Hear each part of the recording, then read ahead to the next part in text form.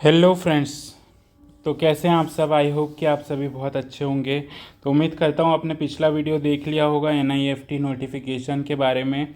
तो उसी वीडियो का ये पार्ट 2 है जिसमें हम लोग जानने वाले हैं कि इस NIFT का जो ऑफलाइन फॉर्म है वो भरना कैसे है। तो आइए बने रहिए चैनल के साथ, हम और आप मिलकर देखेंगे कि ऑफलाइन फॉर्म को कैसे भरना है।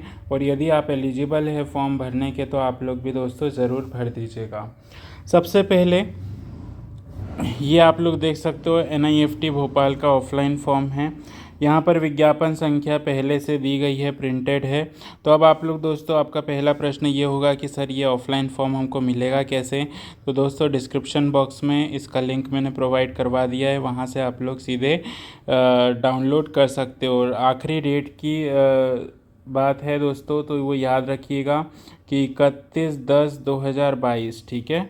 तो 31/10/2022 के पहले आपका ऑफलाइन फॉर्म जो है NIFT भोपाल के एड्रेस पर पहुंच जाना चाहिए। और एड्रेस क्या है वो पिछले वीडियो में मैं आपको बता चुका हूं, तो पिछला वीडियो जाकर पहले देख लीजिए, फिर इस वीडियो को आकर देखिएगा तो आपको कोई डाउट नहीं रहेगा फ्रेंड्स। सबसे पहले विज्ञापन संख्या यहाँ पर ऑलरेडी गिवन है, ये है। आवेदित पोस्ट, इसमें वेरियस पोस्ट जैसे है, मान लीजिए आप लोग लैब असिस्टेंट के लिए अप्लाई कर रहे हो तो यहाँ पर लैब असिस्टेंट लिखिएगा। आपका रिसेंट फ़ोटोग्राफ यहाँ पर चिपकाइएगा, ठीक है दोस्तों। इसके बाद में एप्लीकेशन फ़ीस जो होने वाली है, जैसा कि मैंने पिछले वीडियो में बताया था, OBC और अनरिजर्व्ड को 500 रुपये फ़ीस लगेगी। तो आपको डिमांड ड्राफ्ट भरना पड़ेगा। पिछले वीडियो में, सॉरी दोस्तों, मैंने आपको बता दिया था कि ऑनलाइन लिंक आपको वेबसाइट पर दी है, पर वो एक्चुअली नोटिफिकेशन की लिंक थी, मैंने ध्यान से देखा नहीं था, उसके लिए आपसे माफ़ी चाहता हूँ। तो आप लोग को DD भरना पड़ेगा OBC और अनरिजर्व्ड कैटेगरी को। इसके अलावा SC ST फिज़िकली हैंडीकैप के लिए किसी भी प्रकार की फ़ीस नहीं लगेगी। वहीं unreserved EWS and OBC category के लोगों को डिमांड ड्राफ्ट बैंक से भरवाना पड़ेगा। SBI से आप लोग करवा लीजिएगा, या किसी भी बैंक से। यहाँ पर ऐसा नहीं है कि आपको SBI से ही DD बनवाना है। अगली बात, आपका पूरा नाम भरिएगा। जो भी आपका पूरा नाम है इंग्लिश में आप लोग भरिएगा, कैपिटल लेटर्स में होना चाहिए। इसके अलावा सेकंड कॉलम में आपका दिया है कि जेंडर आपका भरेंगे, यहाँ पर देख सकते हो आप लोग, पुरुष या महिला। यदि आप लोग मैरिड हो तो यहाँ पर मैरिड में टिक लगाओगे, नहीं है तो यहाँ पे सिंगल में टिक लगाओगे, ठीक है दोस्तों। आपके यदि आप मैरिड है तो आपके पति का नाम लिखोगे, यदि अनमैरिड हो तो आपके पिता का नाम लिखोगे यहाँ पर। फिर आप जिस कैटेगरी को बिलोंग करते हो कैटेगरी डालोगे, ठीक है। अब कैटेगरी को आप डालोगे तो उससे रिलेटेड आपको कास्ट सर्टिफिकेट भी इसमें सेल्फ अटेस्ट करना पड़ेगा, ठीक है दोस्तों। जैसे कि मैं OBC कैटेगरी को बिलोंग करता हूं तो मैं OBC के सामने टिक लगाऊंगा।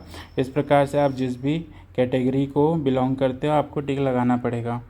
अब यहाँ पर वर्तमान पता, आपका वर्तमान पता और स्थायी पता ठीक ठीक डालिएगा दोस्तों। जैसे कि मान लीजिए आपकी कॉलोनी का नाम, मान लीजिए आपका हाउस नंबर है 37/1 और मोहल्ले का नाम मान लीजिए गोमती नगर है। तो आप लोग लिखेंगे clearly 37/1 Gomti Nagar near telephone exchange. फिर जहाँ से भी आप लोग है, मान लीजिए आप लोग दोस्तों देवास से हैं तो देवास डालेंगे।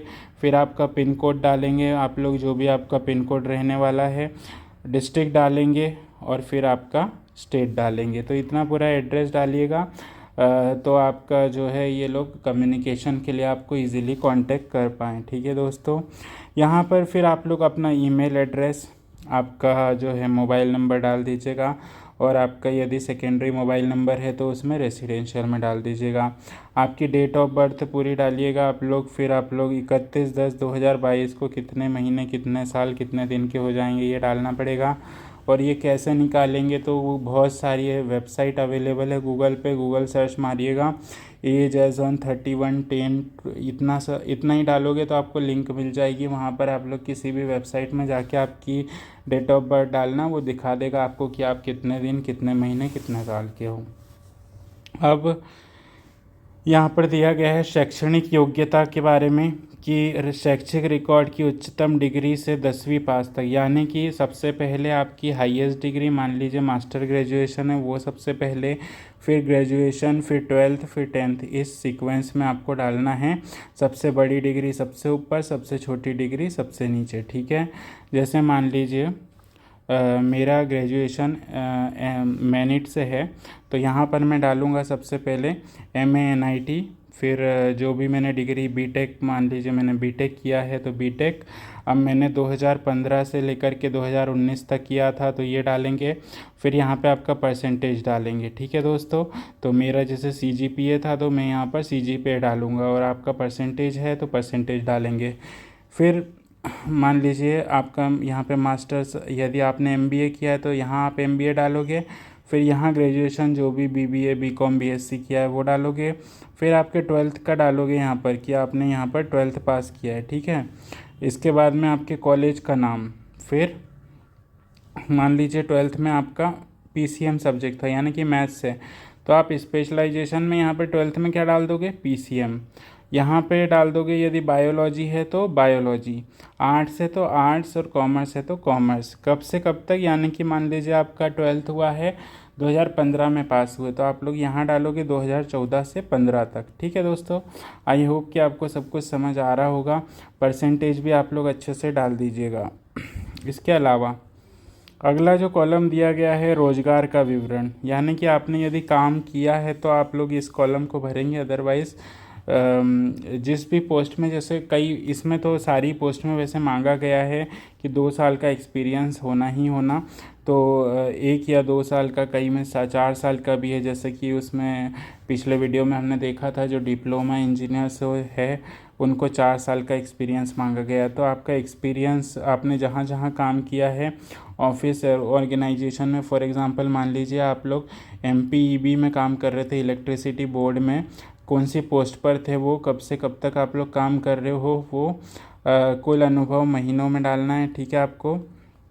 जैसे मान लीजिए आप लोग 3 साल से काम कर रहे हो तो 3 साल में कितने महीने हो जाएंगे, 36 महीने, तो 36 मंथ।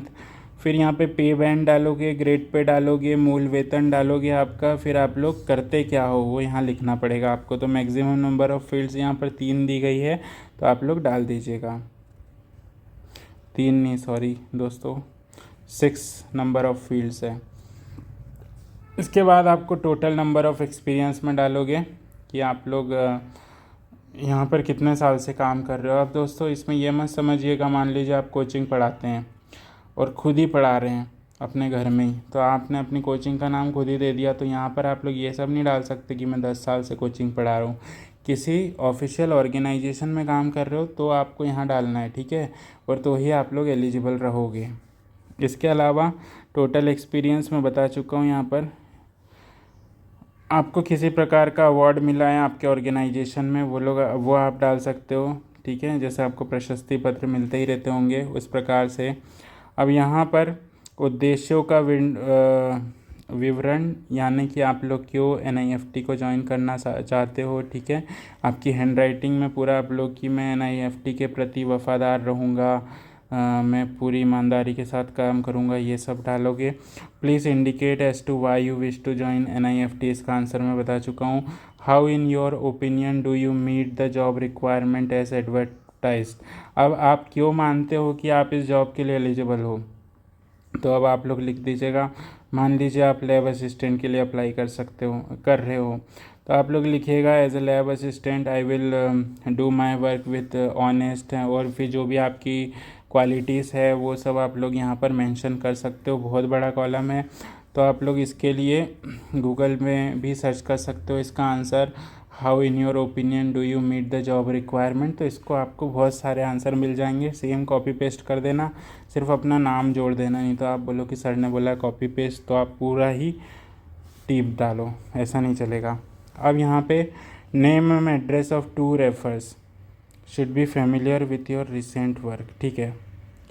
अब आपके जो रेफरेंस, मतलब दूसरे बंदों का यहाँ पे नाम लिखना पड़ेगा, जो आपके दोस्त होंगे ना जो आपको रेफ़र कर रहे हैं, तो उसके लिए आप लोग यहाँ पर 1 और 2, फिर उनका ईमेल एड्रेस, मोबाइल नंबर, ये सब कुछ आपको भरना पड़ेगा। वैसे कुछ काम नहीं होता पर फिर भी ये भरवा लेते हैं।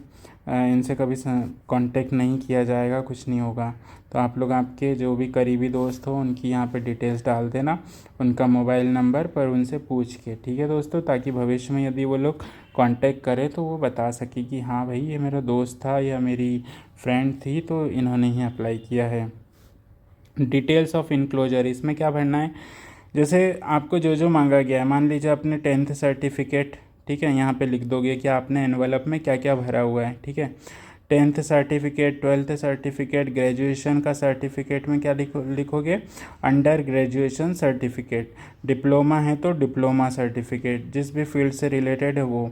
इसके बाद एमबीए है तो एमबीए का सर्टिफिकेट, फिर आपका एक्सपीरियंस सर्टिफिकेट, कास्ट सर्टिफिकेट, इसके अलावा ईडब्ल्यूएस का सर्टिफिकेट है तो ईडब्ल्यूएस सर्टिफिकेट, फिज़िकली हैंडीकैप्ड है तो फिज़िकली हैंडीकैप्ड का सर्टिफिकेट, जितने भी सर्टिफिकेट है। और आपकी दोस्तों इसमें जितना भी सर्टिफिकेट मांगा गया है वो सारा आपको यहाँ पे लिखना पड़ेगा।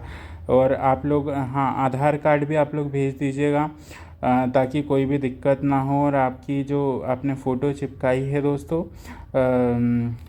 फ्रंट पेज पे, यहाँ पर जो फ्रंट पेज पे मांगा गया था ये वाली फ़ोटो, इसकी 4 कॉपी भी आप लोग भेज दीजिएगा। तो यहाँ पर आप लोग लिख दीजिएगा 4 कॉपीज़ ऑफ फ़ोटोज़, ठीक है, उस प्रकार से। फिर यहाँ पर रिमार्क्स में यहाँ पे आप लोग लिख सकते हो, all the details provided by me are correct and I am verifying all my details, ठीक है दोस्तों।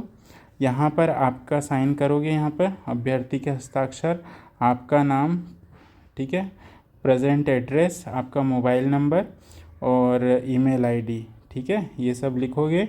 और आपकी जहाँ से आप बिलोंग करते हो वो, और आज की डेट। अब इन सब को आपको जिस एड्रेस पर भेजना है वो मैं पिछले वीडियो में बता चुका हूँ, तो पिछले वीडियो में देख लीजिएगा, यहाँ पर आपको भेजना है दोस्तों, ठीक है। और आप चाहते हो कि मैं एक और बार बताऊँ तो दोस्तों आपको इसको भेजना है NIFT भोपाल में, ठीक है। NIFT भोपाल का आप एड्रेस जो है गूगल से भी निकाल सकते हो, या वैसे भेजना है यहाँ पे, जैसे मान लीजिए यही आपका एनवलप रहेगा तो यहाँ पे लिखोगे आप टू द जॉइंट डायरेक्टर, ठीक है, यहाँ लिखोगे टू द जॉइंट डायरेक्टर। और जो एड्रेस है इसका वो है national institute of fashion technology, भौरी, भोपाल बाईपास रोड, भोपाल। इसका पिन कोड रहने वाला है 462030 MP। और आपकी आखिरी डेट जो है वो है 31 अक्टूबर 2022, ठीक है, 2022।